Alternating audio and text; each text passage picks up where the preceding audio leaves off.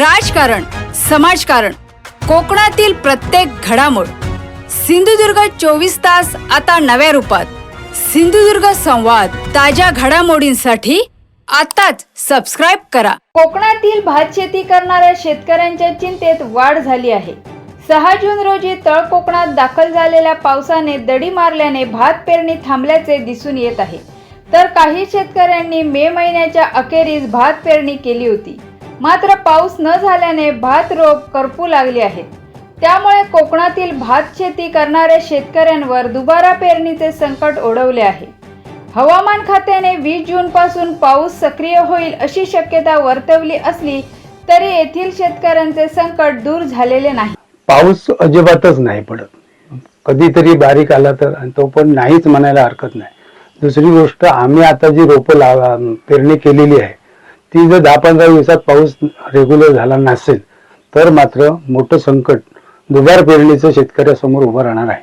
त्याचबरोबर दुबार पेरणी म्हणजे 20 तारखेनंतर जर सक्रिय झाला मान्सून आणि भरपूर बरसला तर ती पेरणी देखील उगवण होणार नाही. कोकणामध्ये अशी पद्धत आहे की ते अति पाऊस झाला तर उगवण कमी येतं, ते पण संकट आहे. त्याचबरोबर आता पाऊस नसल्या कारणाने रोपांवर किडी याचा रोग पडत आहे. त्या रोगाला जर आमची ही रोपं बळी पडली तर ते देखील एक शेतकऱ्यावर मोठं संकट उभं राहणार आहे. त्याचबरोबर पुन्हा पेरणीचं जर करायचं ठरलं तर पाऊस जर कमी नसला तर त्याला मात्र उगवण क्षमता फार कमी येते. आणि आज बघितल्यास एक काळी आपण 64-44 भात घेतलं तर ते 450 रुपये किलो, आणि ते परत पेरायचं म्हटल्यानंतर शेतकऱ्यांना तेवढं महागडा भात घेऊन पेरणं फार कठीण आहे. तेव्हा याच्यावर शासनाने लक्ष देऊन याच्यावर कारवाई करावी अशी शेतकऱ्यांकडून मागणी होत आहे. 21 दिवसानंतर लागवड केली जाते आपल्याकडे. आता भात पेरणीनंतर 15-16 दिवस झालेले आहेत शेतकऱ्यांचे. अवघे 8-10 दिवस शेतकऱ्यांच्या हातात आहेत.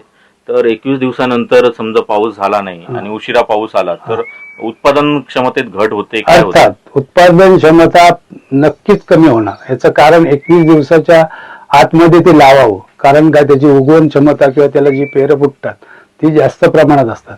पण त्याचं एकदा वय निघून गेलं आणि त्याच्यानंतर जर त्याची लागवड केली तर ते उत्पादन क्षमता बऱ्यापैकी निम्म्यापेक्षा जास्त उत्पादने कमी भरणार आहे. सिंधुदुर्ग 24 तास आता नव्या रूपात. सिंधुदुर्ग संवाद, ताज्या घडामोडींसाठी आताच सबस्क्राइब करा.